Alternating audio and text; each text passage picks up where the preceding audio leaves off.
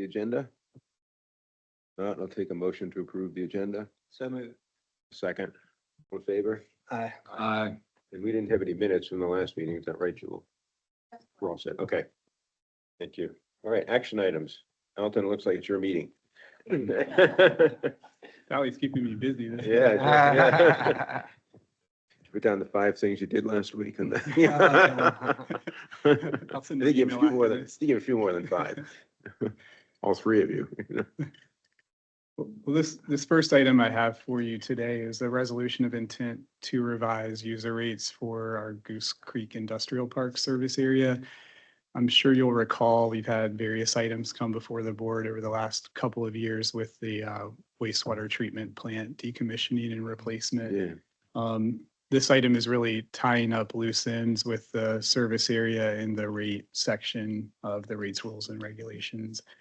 And to really set the stage for the way in which we've prepared the changes, I wanted to kind of walk you all back through a bit of background. So again, the Goose Creek Industrial Park is located just southeast of the town of Leesburg along Cochrane Mill Road.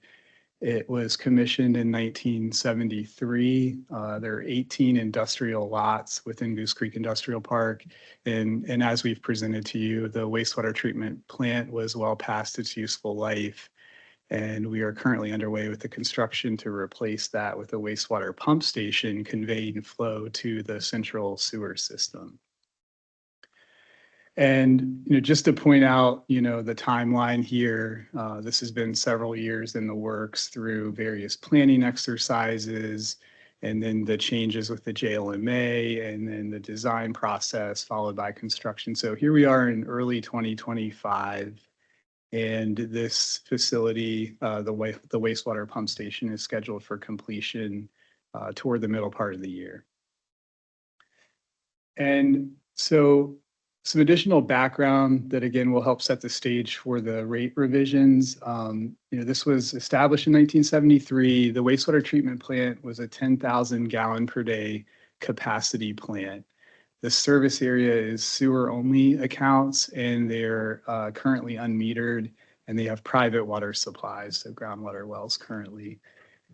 The service area was established through a developer type agreement that really mirrors a lot of the same language we see today in our developer agreements. And I've sort of pulled out some of the key provisions that will pertain to the rate and the revisions that we are proposing today. Again, the system was set up to be owned by us, deeded to us. The service area is limited to this subdivision and the lots therein.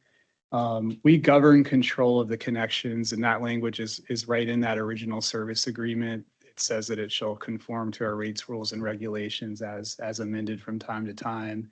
It allows us to establish charges and collect those charges. And an interesting provision I wanted to note here was that it was originally envisioned that all of these connections would have water meters installed on their wells. It's somewhat lost to history, but that never happened.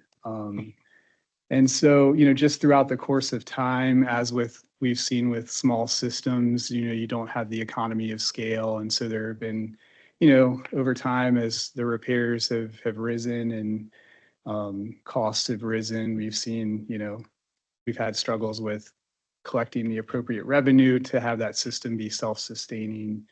And so there have been some different fees and charges instituted over time. Again, just a reminder, we're going to be decommissioning the wastewater treatment plant, connecting it to the central sewer system. And this final point, again, will make sense toward the end when we go over the changes. The JLMA process and projects are bringing central water to the vicinity of Goose Creek Industrial Park in the coming years. Alton, Mr. Allen has a question. Yes, Mr. Allen? Yeah, thank you. I have a really dumb question. This might be the dumbest one of the year, but why do we need a service area? Since they're hooking into the central system, can't we just charge a one-time connection fee and be done with it? Well, I guess the current system was established as standalone, and we are in the process of absorbing it into the central system. And I believe that's really what we've set in course here in these revisions today. Maybe let Brian speak to that a little bit as well. Yes, I think Alton was saying the original development was set up with a service area, and we're now removing them as a standalone service area and connecting them to our central system. I think a little further, we can talk a little bit more about how we're planning to connect them and not necessarily charge an availability fee based on some of the fees that we've had historically. But I think that's in a couple slides. Yeah, I suppose it's a bit subtle, but what we've proposed in these revisions are a mechanism to phase out this service area further over time. All right, thanks. Welcome. So this is the last piece of background before I really dive into the change of the rates, rules, and regulations. So in terms of the capacities, again, I had mentioned earlier, it was a 10,000 gallon per day wastewater treatment plant.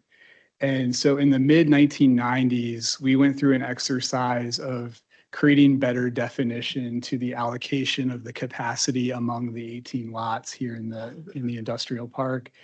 And so this table is showing you how those capacities were allocated based on lot areas.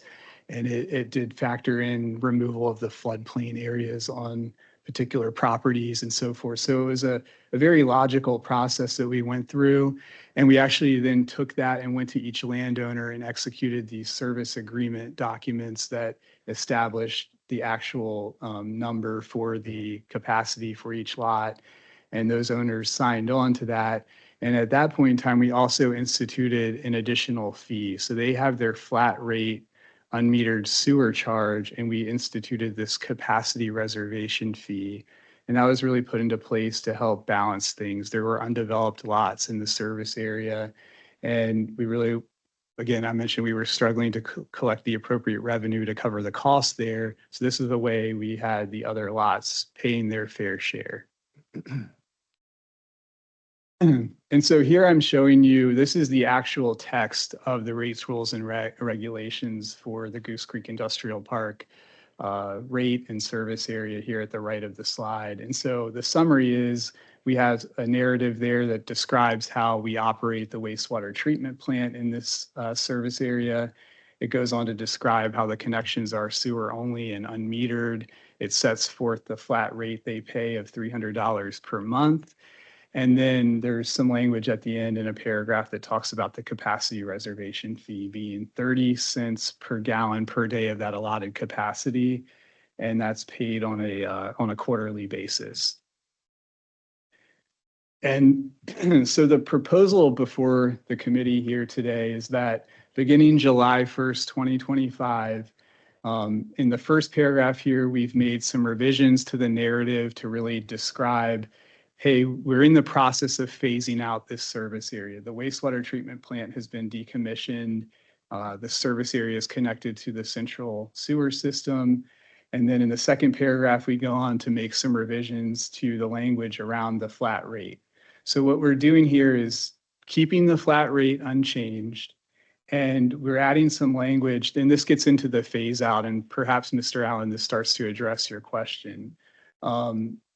We have added the provision that if any of the existing lot owners want to add a new connection or modify their existing connection, we're going to go ahead and require that they install the metering on their private water supply. And that will start to phase them into, the central system rates. And also, they could choose to voluntarily do this. And we sort of structured the changes this way because it would prove a bit difficult and costly for us to just go in there and say, suddenly all lot owners need to install meters at their own expense and get connected and convert to the central rates. We also went this route because we know the JLMA is bringing central water. So the water backbone infrastructure, water mains will be coming through this vicinity. And we anticipate that some of these lots will redevelop. Some of them will likely want to go ahead and connect to central water. So as opposed to making them connect their private water supplies and put a meter on their well right now, we're gonna let this phase in over time. And lastly, the change here today eliminates the capacity reservation fee. So we're decommissioning the wastewater treatment plant. That ongoing O&M and R&R expense is going away.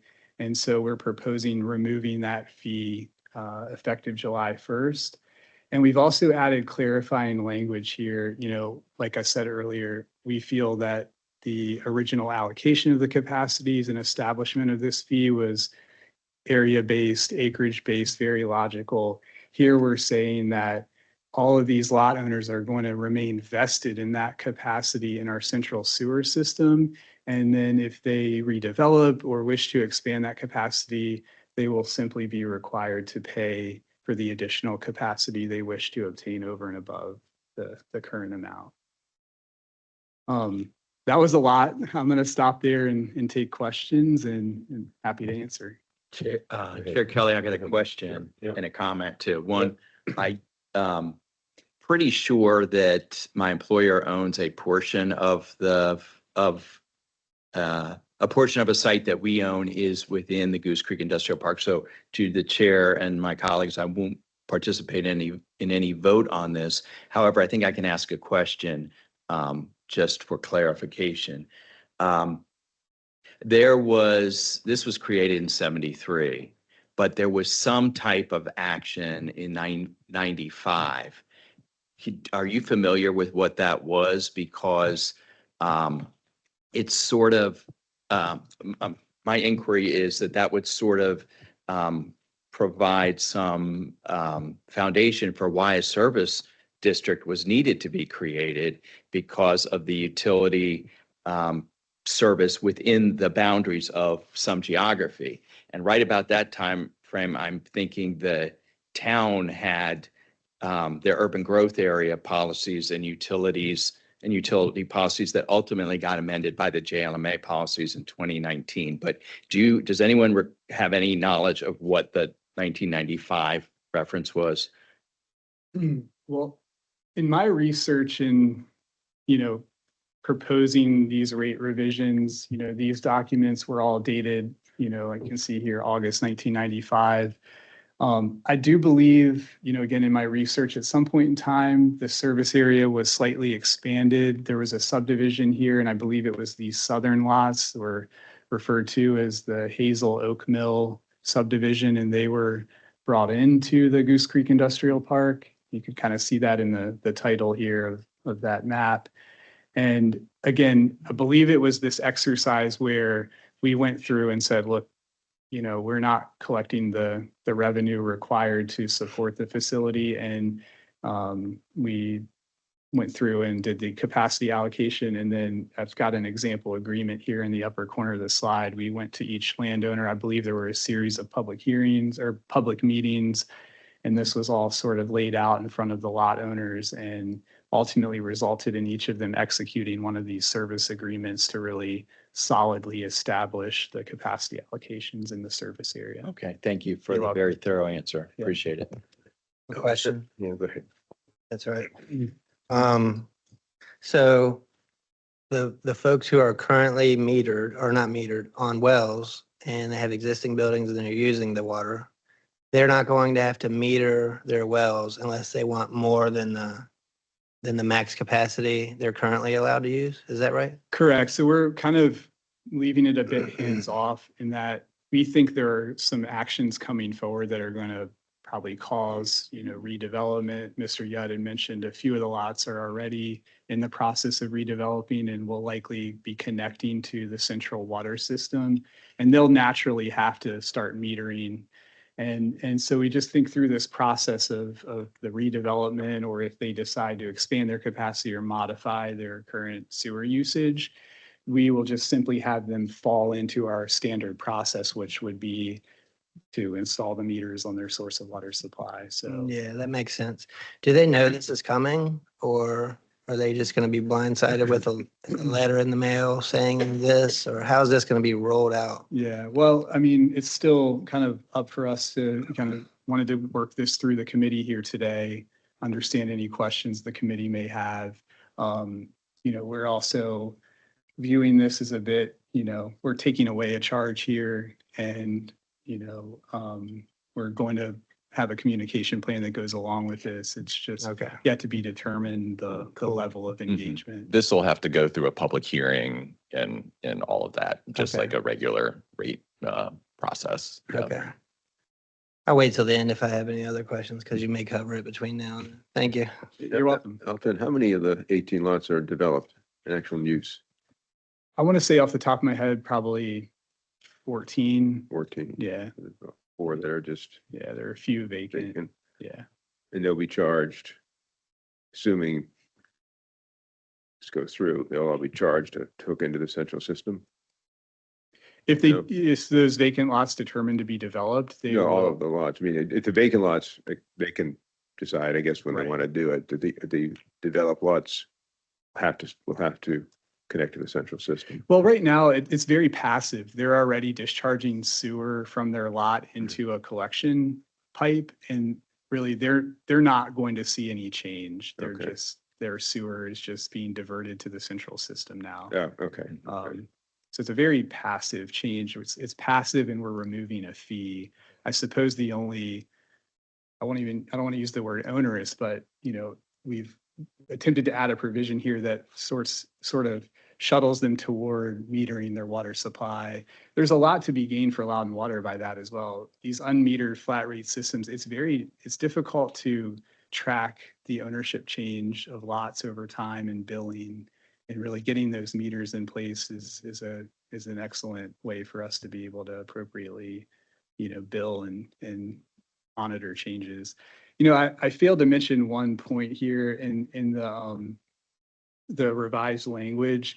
We have, basically this paragraph here that says, upon such time as all lots have transitioned to metered customers paying central system rates, this section entitled Goose Creek Industrial Park shall be null and void, no longer in effect, and will be removed through official board action. So again, I think that helps to address Mr. Allen's question, but again, being a passive process where once all of these have connected or become metered, we will come back to you with a simple administrative change to delete this section. We won't have to go through the full public hearing process again. So again, all of this has been coordinated closely with McGuire Woods to ensure that this complies with all the requirements we have legally to be able to affect the change in this way.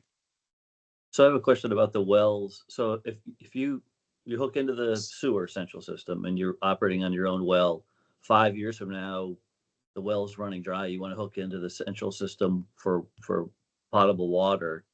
Is there a fee for that? Who pays for that connection? Is that a tap fee? Correct. Okay.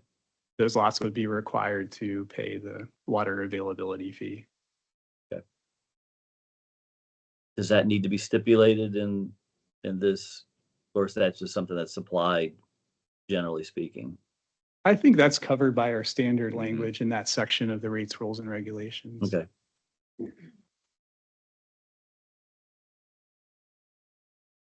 Just to clarify, I think, so we'll keep the flat rate for now, near term. And the rates will be determined in the future?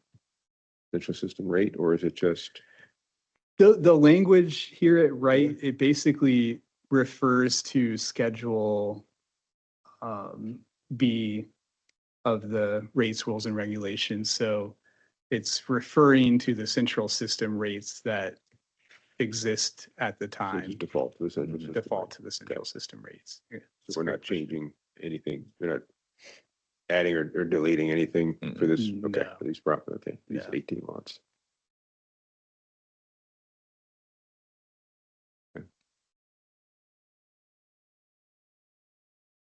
Well, this just feels like cleanup to me. Mhm. It's 18 lots. We got a lot of lots in this Yeah. county. This is a small little thing, just cleaning it up. And there's some complexity here and you've done a good job of trying to distill that, but this is just a little cleanup. I'm supportive of it.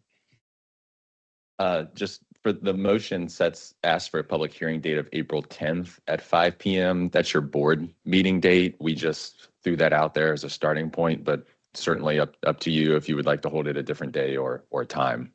but It's all about combining meetings. Yeah. Yeah. Makes sense. And that'll be advertised? yes, just like, yeah, Like 2 weeks in the over there. paper and on our website and everything. Yeah, Yes. that's great.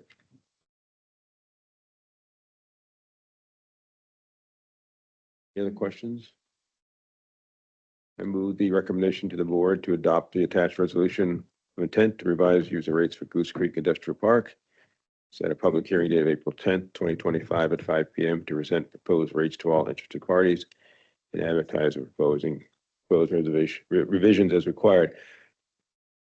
So before we take a vote, this will go on the action for the March meeting. Okay. So the committee will recommend that we move forward with this. So all in favor? I think we have to second Need a it. second? Second, I'm sorry. Second, Second. all in favor? Aye. Okay, Abstain. thanks. Okay, thank you.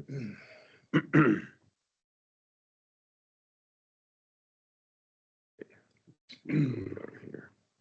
Right, Elton, you're up again. This next one should be pretty easy. Yeah,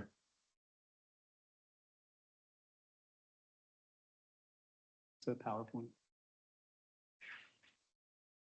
Yeah, thank you. Okay, so this second item is also pertaining to the rates, rules, and regulations, and this is a simpler administrative update to help us prohibit lead from entering our system. So, just covering the background briefly, we've engaged with the board through various committees over the past couple of years regarding EPA's lead and copper rule revisions that were promulgated in 2021, which really required utilities to conduct this inventory of both the public and the private homeowner or customer side of the service line. And really, this is all geared toward eradicating lead in public water systems. And we were just before the Water Resources Committee, I believe, in December of last year to really kind of celebrate our success of we had not only completed our inventory as required by the deadline in the fall of 2024, but we were able to verify that all of our public side and the customer side service lines are non-lead. So that was a great success for Loudoun Water as a utility. And, now that we have that in place, we want to go back and Mr. Campbell used the word cleanup. We want to make sure that our regulations prohibit things from slipping through the cracks in the future. And so to affect this, we are proposing adding a subparagraph J to our rates, rules, and regulations, rule number 4 on water service connections. And we're effectively saying here, we reserve the right to refuse connection to an applicant that would pose an unacceptable risk to our water system. For example, building service lines containing lead are prohibited from connecting to the Loudoun water system. I guess where the rubber meets the road on this, like as an example, the Broad Run Farms community is going to be connected to our system in the near future. And, the era of construction in that community, there could possibly be some customer side service line or well lines or pipes leading into the premise that contain lead. So as each of those premises connect, we're going to go through our standard process to verify that any piping entering that premise is non-lead. And this really gives us the teeth to ensure that we have the power to say, no, you may not connect until you remedy this situation on your side of.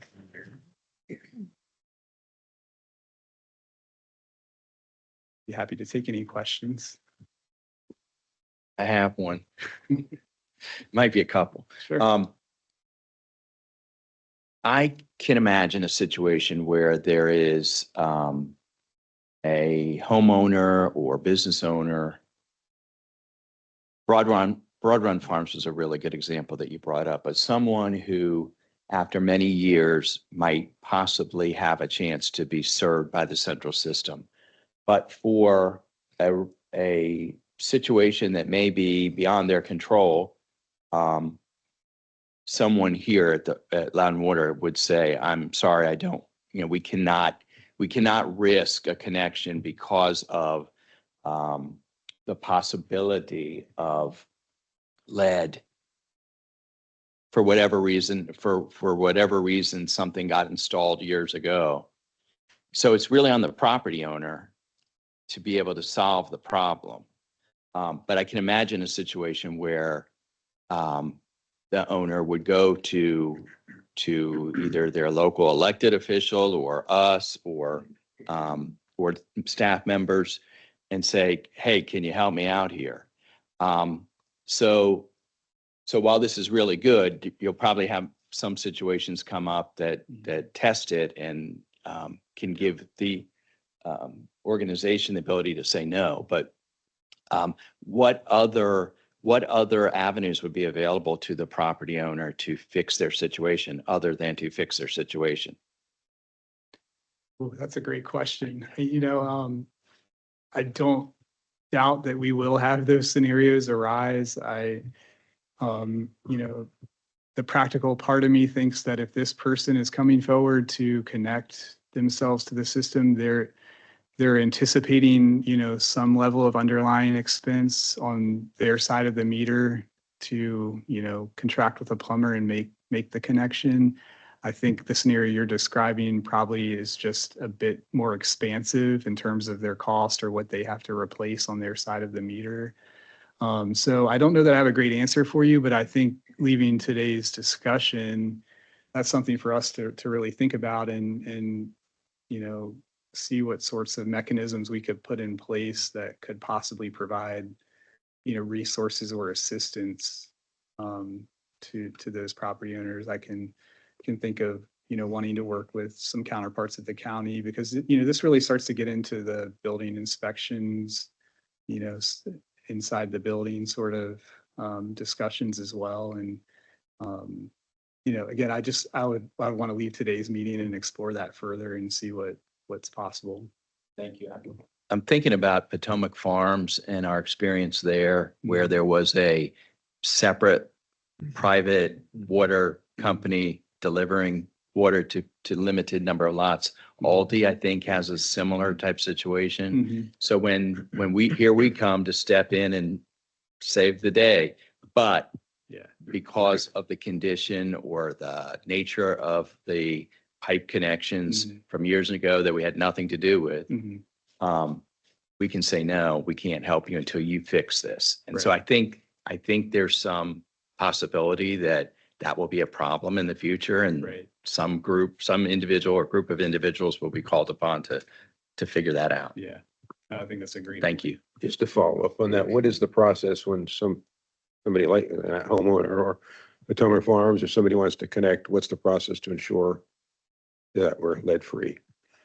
I think it will very closely mirror the process we did for our verification. So I Mhm. believe our field service staff was involved in getting out there and doing the Testing. testing, the visual inspection. There are some scratch tests or magnet tests and so Okay. forth. So, it's really just inspecting the customer side service line and verifying it's the non-lead material. And that would just be built into the connection process for our requirements for individual water service connections. Mr. Allen has a question. Yes, Mr. Allen. Thank you, Jewel. What is the risk of one house has a lead copper line by their sink? What are we concerned about? Is it backflow? Can that all get into the whole entire system? And is that a realistic fear? I don't know that that's as realistic, the fear. I think that's certainly a risk, but it's a low risk. I think the bigger fear for us is just that we've completed this process and we have a system that's completely non-lead. And, we were fortunate in that the age of our system, led into that. And then we were able to, get through our verification process very efficiently on the customer side, unknown verifications, but we just don't want that sort of record keeping to get away from us. And suddenly we have a system that has lead intermixed, and we're, essentially not in compliance with this lead and copper rule. And we're not doing our part to ensure, a lead-free system. Right. I just wanted to add, and I think it might be what's missed in the conversation, and maybe Jessica could fill in, but this is a federal law, right? Yeah. That there can't be lead service lines in the system, and that utilities everywhere are working to get those replaced. So it's really not a Loudon Water choice, right? Yeah, It's and I think it's a the- federal regulation. So we're just trying to get those fixed before they connect, because we had to go through the process to find and verify if we had any. So it's So if more of someone has a lead requirement than a pipe, choice. someone has a lead pipe in their house, that's considered a service line? No, it's just the lead, if there's a lead pipe that's from the connection where it enters the building and then goes to our meter, that would be considered a service line. If it's their internal plumbing, that's not an issue for us. And I think bigger than a backflow lead issue is more from the regulatory standpoint and the cost that it would be on Loudon Water. So if we have even one lead service line in our system, now we have additional sampling requirements. We have additional reporting requirements. We've got to start sending out notices in our water quality reports. It's adding a bunch of expense and procedures that we're fortunate enough not to have now. So there's just a much greater cost from a process and regulatory perspective that will just go on for many years. So it's just really So it's not in our anything, best interest. it's anything between our system and the meter. So anything after the meter is fine? I'm just trying to understand. I'm not trying to be difficult. The service line has two parts, and I think there's a diagram on one of those slides that you have, Alton, but it has two parts. So that's a really tiny chart, but you might be able to see it better online. But from where like the main water line is kind of in the road, it goes to the earlier part of the yard on the property line. That would be Loudon Water's portion of the service line. And then the customer portion or the private portion is going from kind of a little after the meter straight to the home or whatever property that is. So it's just kind of barely entering at the shutoff in the home, and that's the part that would be considered the service line, is that entire pipe. So it's up, our service line is up until the shut off inside the house. No, Mr. Allen, our service line is from the pipe in the street to the meter, Okay. essentially. And then the customer-owned portion of the service line is after the meter and then through the wall of the premise to the shut-off valve, essentially. So if the customer portion of the service line after the meter is determined to have lead, they cannot hook into the system because of the federal law? Right. Right, then we would count our system as being lead. And then per the requirements for the lead and copper rule revisions, we would have to start hounding them basically multiple, I think we'd have to have like 3 different methods of communication over the course of time, basically saying you need to replace this. So as soon as they bring it into the system, now we have to keep telling them per the federal requirements that they have to replace it. So it's something that's kind of inevitable. They would have to do it eventually anyways, but it just takes that. So for Risk my off of us. edification, after the shut off valve, if there's lead in their house after the shut off valve, that does not count. That does not count, at least for now. Yeah.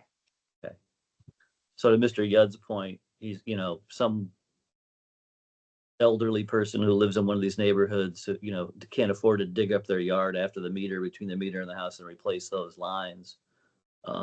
We need to figure some policy out around that.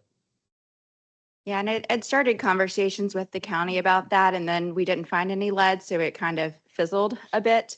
But I think there are some programs that are, Mr. Yudd probably knows better than I, but there's some that are kind of structured more for supporting the elderly or disadvantaged areas if they have a need. And then That can would we go be back to associated the with this. rule that you guys or the change? I'm just ornery this morning, so I apologize. there's a lot of power in that. It says any connection that poses any risk. Was it our intent to cast that wide of a net? I mean, maybe it should be. I want to have a little discussion around that really gives us lots of power because it says, any unacceptable. So what was the thinking behind that? Should we be more specific here? Well, we kind of went back and forth on that. So the main intent of this is to prevent lead, but then the regulations are constantly evolving. So we felt like kind of putting that broader net out there gave us more flexibility if something were to change in the future. So we don't have to lay out every single regulation. That was really the thinking behind that. But the intention isn't to just start prohibiting, anything we don't like. It's really to cover ourselves if the laws change again. Okay, thank you. I would ask the same question about the language here that says reserves the right, because that's a lot of authority for us as well. And if we know we're not going to accept it, then why do we put reserves the right? What was the thinking behind that? Because it seems like we're just case by case here, and for some people we might, and for some people we might not. And I don't know, should we be more strict on that language? Will not, or will refuse, or will not be allowed? Or something like that. I don't know. Just food for thought for you all, unless you have a comment on that right now. I think you make a great point. We reviewed this language with council, but that's not to say it's.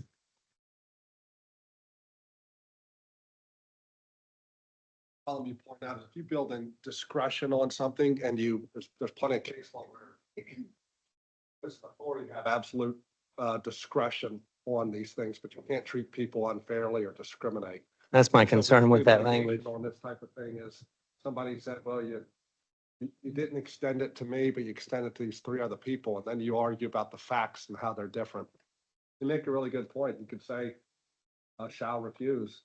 I think you're fine if you say refuse, reserves the right, but it does open up the possibility of somebody saying you've chosen to exercise that right discriminatorily against me while you've, allowed other people to connect. Yeah, I just bring it up for food for thought. I think we don't have to decide right now. You guys are it sounds like you're gonna do more work and more thought on this afterwards. But I just brought that up to think about. Do we know the scope of the anticipated problem? Like, do we anticipate which neighborhoods are gonna be connecting? How many, is it 1,000 homes? Is it 2 homes?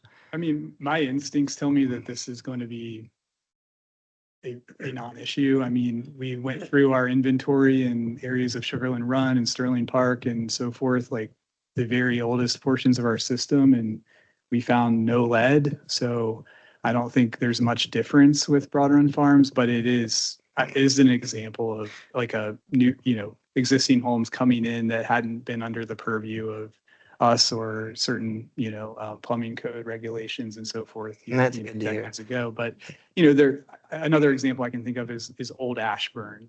There are a few homes over there that are, very, very old, like 1920s construction, I think, roughly. And there would be another example of just this, like a handful of potential future connections that this would apply to. But that really, to me, seems like the extent of it. Maybe in your work or thoughts after this and your research, we could look up to see if there's any federal grants that these people might be able to, if it happens to somebody and they don't have the funding, what are some resources? Maybe we could have like a page of resources on our website or something like that. Maybe we can talk to the county. I think they would be very sympathetic to this. It would be a drop in the bucket for them to pay for this for 5 people, so if they were aware ahead of time, the county, I'm sure that they could probably say it would be a one-time thing too. So fund balance at the end of the year, this year they had what, 200-300 million in fund balance. They could easily set aside a low amount of money to pay for something like this. I don't think it would be a problem.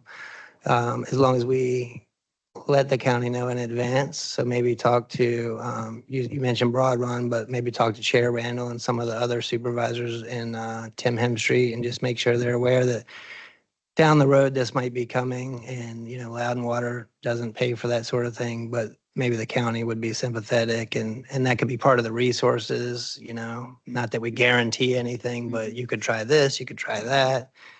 We've done some legwork for you. Here you go. That makes it a little easier on people if that ends up happening. So That's a great point. I think Just we have some formed a thoughts. working group with the county and towns working through this lead and copper rule revision stuff. So I think that's a good jumping off point to start the conversation and bring it up. that was my last question. You mentioned the towns. So do we know the federal law applies to them as well, I'm assuming? And do we know, I know these are different systems, it's not our systems, but if you meet with them, do we know, are the towns in compliance? Everyone's in compliance with the inventory, but there is lead out there and there are systems that have what was previously lead, so they have to replace service lines. So there is a need county-wide for this type of funding. And we have had discussions with the county about funding opportunities a while back. And it hasn't really gone very far because we haven't found lead, but I know that they are aware of this and can kind of invigorate those conversations. It wouldn't be the first time they've heard of it and talked about the funding opportunities because the federal funding is out there, but it's individual homeowners can't just go directly to the federal pot to get funding. It has to come through. We'd have to apply for funding to facilitate to them. But what I had talked to the county about a while back was if they apply for the funding and then they could distribute countywide.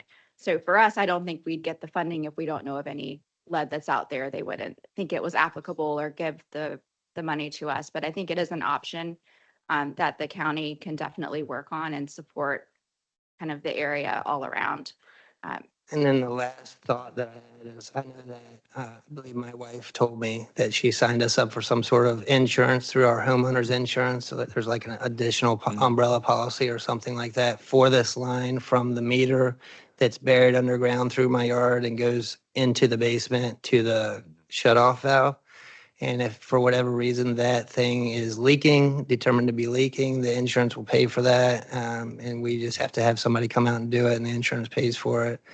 I don't know if that would be included, like if Loudon Water was connecting to my house and determined that, you all determined that I had lead in that pipe, that connection from the meter to my house. I wonder if that would be covered. So that might be another option that homeowners can be told, or be on that list that, there may or may not be insurance through your homeowner's insurance where you can add a policy to cover something like this. So anyway, just some thoughts. I've taken up enough time. It's a very I have to leave in informative- 45 minutes, by the way. Just want to comment back to what Tony was talking about, the wording here about reserves the right. And it seemed to me with the language in the Safe Drinking Water Act is pretty black and white that we'd have no discretion. Right. It has to be. We can't reserve the right. I mean, I think that's to your point, who would we say yes and no You to? say yes to one person. Right, that's and it. then you say no to somebody else and there's a difference between those two people. Yeah. Then you have a problem. It's excellent feedback. I don't see any reason why we couldn't, bring this back at. Seems a little harsh to say that, but With that it's kind of, revision. that's the law. So and we don't have much choice or, yeah. Can we briefly revisit, so we've touched on lead. Is there anything else non-lead based where we would go, sorry, it's an unacceptable risk, we're not connecting? Is there anything else that we're aware of? The thing that comes to mind for me is like certain cross connection situations or backflow prevention situations that, might come up where this would give us additional teeth there. We have separate backflow provisions within the resource. ask. I was like, sure, we've got that covered, So, but this just, I think adds further teeth to that. But in terms of pipe material, I really can't think of anything off the top of my head right now, but as Jessica pointed out, you don't know what's coming in the future, so. The only other thing would be is if they're on a well and they refuse to disconnect the well from their home, then we wouldn't allow connection either. So that would be another. That's like a example. cross connection Yeah, scenario. it's a cross connection issue. So Don't we already have provisions in place that address that? Because that's not a new issue. Right. Yeah. I do think that's in this same rule, if I'm not mistaken. Yeah, but we're gonna start seeing more of this as we move out into Western Loudon too with projects that we're doing out there. So Sure. I think this is gonna be really important to protect our systems in general. Sure, sure. Where I'm leaning is that if the federal government passes some new law, there's some new compound, toxic something that none of us are aware of right now, then we create a new rule to address that. But I'd be more comfortable with this language if we just say explicitly that this is pertaining to lead. If we find there's some new thing out there in the future, we address that. Our policy should already be addressing what you're raising. I mean, that's been pretty standard for a while, is my understanding. I guess I've been in enough litigation now over the last 15, 20 years where provisions get written broadly with various intents, and then 10 or 12 years later, whatever, they get misinterpreted some other way and it becomes a thing. So it feels like here we have a very specific thing we're trying to accomplish, which is we don't want to be connecting the lead pipes in the yard. And so let's just say that. And if we got to expand this language in the future because there's a new federal law, there'll be new language flying about anyway at such time, and we can address it then. Good comments, particularly the one about reserves for bike. We'll circulate a version of this. Great. Mr. Bonfield has a question. Yes, just a quick question. We talk about lead service pipes, but what about older homes that have tin lead solder? Sometimes that can be detected and sometimes it can't. Would that have an impact on this provision? So right now, you can have lead solder. That's not, I guess, the way the lead and copper rule is written right now, that doesn't count against you. So I guess we can't really go back to the Safe Drinking Water Act and say no lead solder at this time, but that's probably going to change. I would also offer another thought in that, again, we're talking about the building service pipe. So from the meter to the wall of the premise essentially, and typically you're not seeing the solder in that section. What you're referring to is interior to the premise in the plumbing inside the home. So, and that's outside of our purview. Oh, yeah. Yeah, we know schools that have done some of the tests and they find a water fountain that has some trace lead in the water, and they discovered that it's an older water fountain that had tin lead solder. So yeah, I mean, if I had tin lead solder in my house, I'd replace the pipes, but that's just me. Thank you. Yes, thank you.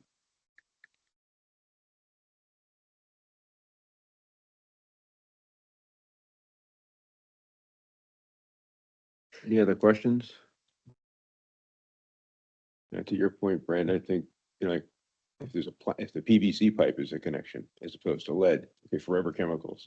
I don't know if there are any PVC pipes that connect behind the meter to the house. There was years ago, it was in the 80s, there's a PVC pipes were failing and had to be replaced. There was some defect that was in the manufacture of those. That's something else that I guess could come up. You're right. Yeah. There's Yeah. been So I various think discussion about leaving it to lead, Yeah. based on the Safe Water Drinking Act, then I You're think right. that's the way to go. Somebody want to make a motion? I will do that. Okay, I move the recommendation to the board to approve this administrative update to rule number 4 to ensure continued compliance with regulatory requirements and best practices for drinking water safety. second. Favor? Discussion on that. Discussion. Is this motion clear that we can revise some of this based on our discussion? This motion to me suggests that we're approving it as it's been presented, which is not something I'd like to do personally. That's a great point. I think. So, I'm drafting revised language now. okay. Clarify Motion. I could restate it as with a statement that says as amended. I move the recommendation of the board to approve this administrative update to rule number 4 as amended based on today's discussion to ensure continued compliance with regulatory requirements and best practices for drinking water safety. Second. Accept the friendly amendment. Thank you. Thank you, Brent. Thank you. All in favor? Aye. Thank you. Good job. Sorry, I assume action, so you can see the, Yes, please. the new language, yes. Yeah, action. Okay, thanks. Right. All right, Sally. Interesting discussion.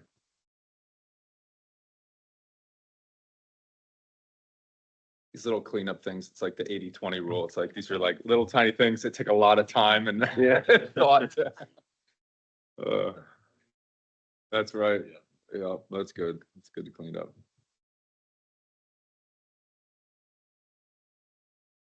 Thank you. Okay. These are your January financials. Please note draft. We are still in active audit. So I know for a fact there are journal entries that haven't been done with these numbers, as well as we're estimating depreciation. But as of January, operating revenues total 10 million, which is right on forecast. Non-operating revenues totaled 35.5 million, which was above the forecast of 3.6 million. And you'll see when I get to the connection report, that's due to the availability fees. We mentioned this in December. We had a bunch of data center connections that rolled into January that were expected in December. Expenses are also looking good. They totaled 13 million as of January, which was above the forecast of 3 million, but that was due to 3 payrolls in January. So it's just a timing. Well, that'll even out next month. Okay, so there's our ERC. It's way up here is what the connection was. So I'm going to adjust, not adjust it, but I'll note it on our charts monthly so that we can kind of track these connections. There were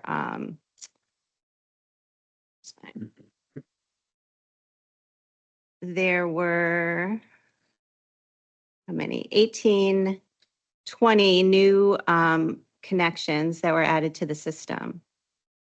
So of those down here, the data center ones were 1479 of that. So that's kind of what I'm going to back out. Those were the ones that were expected in December. And then, Mr. Campbell, your question last month, I was going to reference this too, but we did go back and look the trends for all data, and that was the highest month that we had. So Ring the bell. yeah. Can we scroll back up just a bit to that graphic? Going forward, could we adjust the font on the months and everything there? Like, not all of us can see as well as you apparently. It is tiny. I'm like, saying stuff like that. what in the heck does that say? Okay, I see. I think it's the months. Thank you. They are the months. Yes, I can do. I can even put it on a separate page for you. We can do that. That's an easy thing. Okay, and then there's our trends over time. So you can see in January here of 2025, mostly data centers connected. And those were our fees. And then moving on to January capital spending, our actual expenditures were 3.7 million. Our forecast was 3.1, slightly above, but we don't include any forecast for January because of our true up at year end. So we just push the budget all a month. So again, we'll catch up to this next month.